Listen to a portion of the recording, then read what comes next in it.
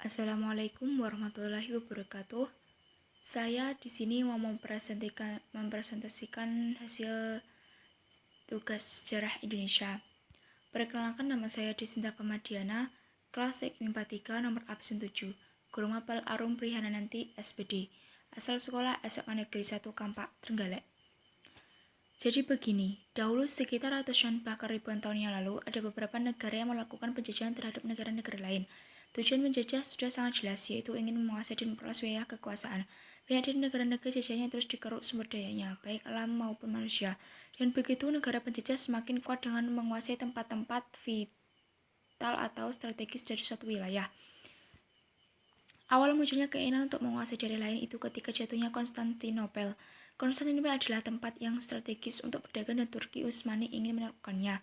Akibatnya, para pedagang dan pembeli tidak bisa lagi masuk ke kota tersebut. Turki Utsmani adalah sebutan untuk penguasa dan militer Kesultanan Turki, sedangkan Konstantinopel merupakan ibu kota Kekaisaran Romawi sekaligus kota terbesar dan termakmur di Eropa. Setelah ditaklukkannya Konstantinopel, bangsa Eropa menjadi bingung harus mencari kemana untuk memenuhi komoditas rempah-rempah. Pada masa itu rempah-rempah sangat tinggi nilai jualnya di Eropa.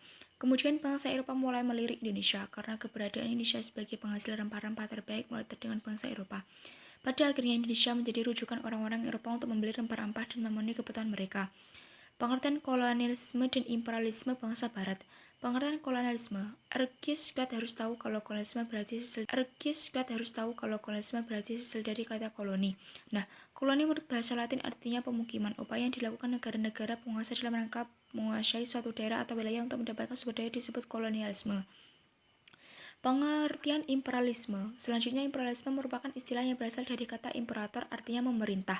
Nah, berarti imperialisme itu adalah suatu sistem dalam dunia politik yang bertujuan untuk menguasai negara lain dalam memperoleh kekuasaan atau keuntungan dari negara yang dikuasainya.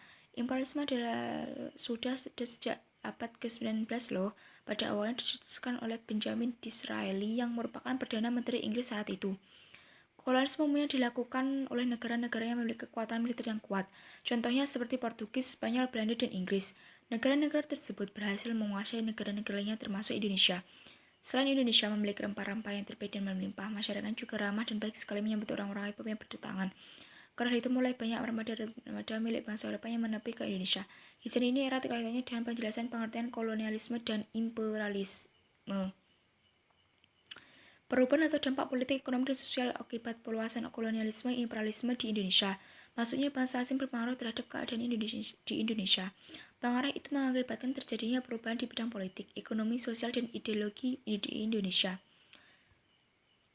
Bidang ekonomi.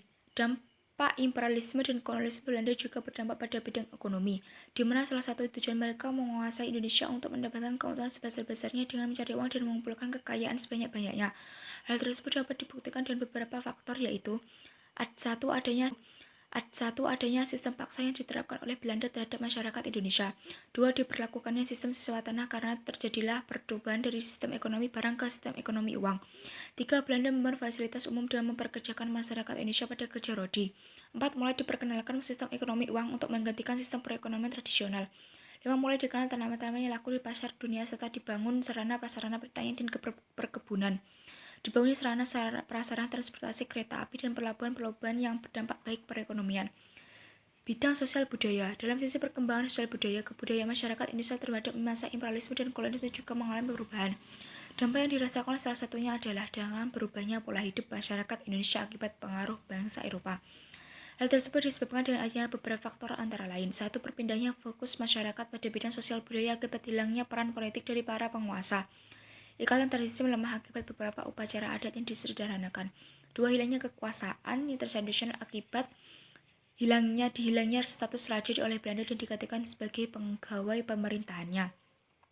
Bidang politik. Satu, rakyat menjadi rendah diri karena kebijakan penjajah yang cenderung menindas dan mengintervensi politik di lingkungan istana kerajaan. Dua, penjajahan orang Eropa di Indonesia telah mengenalkan birokrasi pemerintahan. Tiga, rakyat hidup menderita karena kebijakan pemerintah kolonial Belanda seperti monopoli, tanam paksa, beban pajak, dan kerja rodi. Empat, penguasa lokal menjadi bawahan kolonial sehingga banyak tidak memperhatikan rakyat. Bidang pendidikan. Satu, munculnya golongan-golongan terpelajar di Indonesia. Dua, bangsa Indonesia bisa membaca dan menulis sehingga dapat menjadi tenaga kerja di perusahaan Belanda. Tiga bangsa Indonesia menjadi tahu perkembangan yang terjadi di luar. Terima kasih. Assalamualaikum warahmatullahi wabarakatuh.